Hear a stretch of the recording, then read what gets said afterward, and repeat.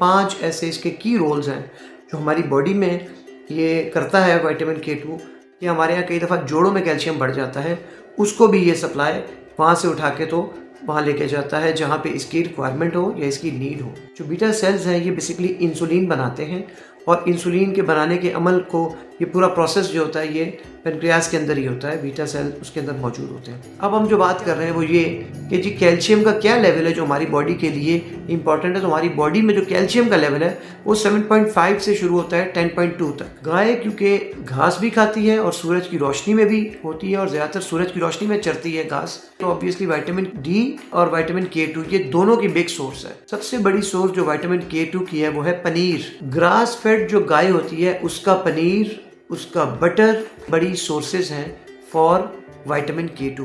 अस्सलाम वालेकुम, मैं डॉक्टर जवाद अफजल कियानी एक और वीडियो के साथ आपकी खिदमत में हाजिर हूँ और आज की वीडियो पिछली वाली वीडियो की कंटिन्यूशन है। और जैसा कि हम बता रहे थे, हम बात कर रहे थे विटामिन K2 पे कि विटामिन K2 एक ऐसा विटामिन है जिसके बारे में हम कम बात करते हैं, मगर इसके फ़वाइद बहुत सारे हैं और इसके इतने सारे फ़वाइद हैं कि हमारी बॉडी के तकरीबन हर ऐसे सिस्टम में जो कि ऐसे फंक्शंस जो हमारी महसूस करने की सलाहियत को इम्प्रूव करते हैं उसके साथ इसकी ज़्यादा लिंकेज मौजूद है। ब्रेन एक्टिविटी और बाकी चीज़ों को भी ये मॉड्यूलेट करता है। 5 ऐसे इसके की रोल्स हैं जो हमारी बॉडी में ये करता है विटामिन K2, जिसके लिए ये बहुत ज़्यादा हेल्पफुल है। हम उन 5 की फंक्शंस की बात करते हैं। तो सबसे पहले नंबर पे विटामिन K2 का जो फंक्शन है वो ये है कि ये हमारी बॉडी में से जो एक्स्ट्रा कैल्शियम है जो कि ब्लड में आ जाता है, जो ब्लड में बढ़ रहा होता है, उसको ये मैनेज करता है, वहाँ से सप्लाई करता है उस साइड से जहाँ जहाँ ये बड़ा होता है वहाँ से वो उस जगह से उठा के वहाँ लेके जाता है जहाँ पे ये इसकी यूटिलाइजेशन रिक्वायर्ड है या इसकी जो रिक्वायरमेंट है वो ज़्यादा है, वहाँ पे ये ले जाता है और उस नीड को फुलफ़िल करने के लिए ये इसको मूव करता है from the site of access to the side of requirement. ये हमारे यहाँ कई दफ़ा जोड़ों में कैल्शियम बढ़ जाता है, उसको भी ये सप्लाई वहाँ से उठा के तो वहाँ लेके जाता है जहाँ पे इसकी रिक्वायरमेंट हो या इसकी नीड हो। दूसरा इसका इम्पॉर्टेंट फंक्शन ये है कि हमारी बॉडी में जो पेनक्रियाज है जिसको हम लबलबा कहते हैं, इसके अंदर जो सेल्स हैं उनको हम कहते हैं बीटा सेल्स। जो बीटा सेल्स हैं ये बेसिकली इंसुलिन बनाते हैं और इंसुलिन के बनाने के अमल को ये पूरा प्रोसेस जो होता है ये पेनक्रियाज के अंदर ही होता है, बीटा सेल उसके अंदर मौजूद होते हैं। जब इंसुलिन बनती है तो हमारी बॉडी में कई दफ़ा इंसुलिन बन रही होती है मगर उसके अगेंस्ट रेजिस्टेंस डेवलप हो जाती है। तो ये विटामिन K2 है, ये हमारी इंसुलिन के बनाने में एक तो मदद करता है और उसकी मॉड्यूलेशन करता है, उसको मॉड्यूलेट करता है इस तरह कि उसके खिलाफ जो रेजिस्टेंस है वो मिनिमम बने। ये उसकी जो बनने की जो सिंथेसिस की प्रॉपर्टी है उसको बेहतरीन क्वालिटी डेवलपमेंट के लिए काम आता है कि जो इंसुलिन बनती है वो क्वालिटी इंसुलिन बनती है और उसकी रेजिस्टेंस भी कम करता है बॉडी में, ताकि बॉडी अच्छे तरीके से ग्लूकोज को ब्लड से सेल्स में जाके शिफ्ट करे, जो कि इंसुलिन का काम है। तीसरा और सबसे इम्पॉर्टेंट रोल ये है कि ये दिमाग की एबिलिटीज़ ब्रेन सेल्स के लिए या ब्रेन के फंक्शंस के लिए बहुत इंपॉर्टेंट है। ब्रेन एक्टिविटी से मुराद ये है कि कई दफ़ा लोग सुन रहे होते हैं, आप कोई बात कर रहा होता है या आप किसी से बात कर रहे होते हैं तो वो बड़ा गैर हाजिर सा होकर आपकी बहुत बातें सुन रहा होता है, या कई दफ़ा वो हाँ हूँ कर रहा होता है मगर आपको महसूस होता है जैसे ये बिल्कुल खाली दिमाग होकर आपकी बात सुन रहा है या आपकी बात सही तरीके से कंसंट्रेशन से नहीं सुन रहा। तो जो कंसंट्रेशन वाला आंसर है इसको इम्प्रूव करता है विटामिन K2 ब्रेन एक्टिविटी के अंदर, और ये इसका तीसरा बड़ा फंक्शन है।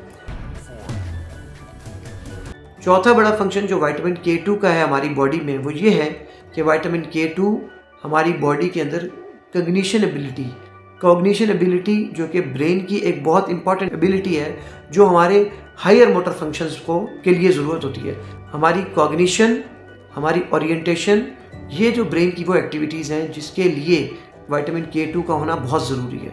हमारी कॉग्निशन, हमारी यानी कि हमारी वो एबिलिटी जिससे हमारी इंटेलेक्चुअल इम्प्रूवमेंट होती है, ये इसको बढ़ाता है। प्लस हमारी ओरिएंटेशन को, टाइम प्लेस, ये जो हमारे साथ हम इस वक्त क्या वक्त है, सुबह का वक्त है, रात का वक्त है, ये चीज़ें, इसकी ओरिएंटेशन को बहुत अच्छा करता है विटामिन K2 का इस्तेमाल। ये हमारी बॉडी के अंदर उसके फंक्शंस हैं। पांचवा और आखिरी फंक्शन जो इसका इम्पॉर्टेंट है वो ये है कि ये LDL जिसको हम बैड कोलेस्ट्रॉल कहते हैं, ये उसको यूटिलाइज करता है फॉर हिज ट्रांसपोर्ट। K2 को LDL चाहिए कोलेस्ट्रॉल, ताकि वो ट्रांसपोर्ट कर सके अपने आप को, या एक जगह से दूसरी जगह उसकी मोबिलिटी के काम आता है LDL।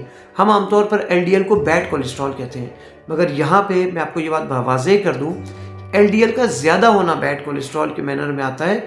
हमें नॉर्मल एक्टिविटीज़ के लिए बॉडी के सेल्स के अंदर LDL की ज़रूरत होती है, और यही वो ज़रूरत है जिसको विटामिन K2 पूरा करता है, और विटामिन K2 की ज़रूरत को LDL पूरा करता है, और यही हमारी बॉडी की सबसे इम्पॉर्टेंट फंक्शन है। इस हवाले से विटामिन K2 का कैरियर है, या उसका व्हीकल है, जिसकी वजह से ट्रांसपोर्ट होता है विटामिन K2 बॉडी के तमाम पार्ट्स में। अब हम जो बात कर रहे हैं वो ये कि जी कैल्शियम का क्या लेवल है जो हमारी बॉडी के लिए इंपॉर्टेंट है। तो हमारी बॉडी में जो कैल्शियम का लेवल है वो 7.5 से शुरू होता है 10.2 तक। मुख्तलिफ लैब अपनी अपनी रीडिंग्स होती है, बट एक रफ सा एस्टिमेट ये है कि 7.5 इसकी मिनिमम रेंज है और 10.2 इसकी मैक्सिमम रेंज है। तो 10.2 तक से बढ़ जाए तो इसका मतलब है कि ब्लड में कैल्शियम बढ़ रहा है, तो फिर विटामिन K2 की एबिलिटी स्टार्ट हो जाती है, या उसका फंक्शन स्टार्ट हो जाता है, और आपकी बॉडी में से इंटरनल मैकेनिज्म के ज़रिए विटामिन K2 खुद बॉडी में से कैल्शियम को जो एक्सेस हो जाता है ब्लड में, उसको वापस ऐसी स्पेस या ऐसी प्लेस तक लेके जाती है जहाँ पर वो यूटिलाइज हो या उसकी रिक्वायरमेंट हो। इस वीडियो का सबसे अहम पार्ट जो आखिरी हिस्सा है वो ये है कि हम ये देखें कि विटामिन K2 हमें मिलेगा कहाँ से, हमारी नेचुरल सोर्स क्या है कि हम विटामिन K2 लें। उस नेचुरल सोर्स के लिए जो है वो 3 चीज़ें जो बेहतरीन नेचुरल सोर्स है विटामिन K2 की। जो गायें, ऐसी गायें या ऐसी भैंसें जो ग्रास खाती हैं, यानी जो घास खाती हैं, घास जो है इसके अंदर होता है विटामिन K1। जब वो गायें घास खाती है तो जब उनके पेट में बैक्टीरिया होते हैं या जो जरासीम होते हैं, एंजाइम होते हैं, वो इसको कन्वर्ट करते हैं इनटू K2। तो गाय एक बहुत बड़ी सोर्स है K2 विटामिन की।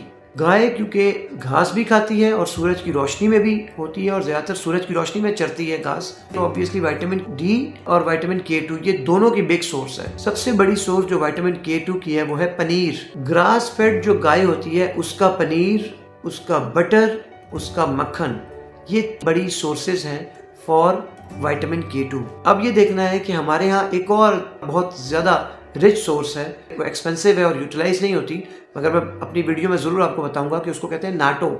नाटो या नैटो, ये बेसिकली जापानीज़ फ्रूट है या एक उनकी ग़िज़ा है जो ये खाते हैं, और ये पाकिस्तान में भी जापानीज़ जो होटल हैं उनमें मिलती है।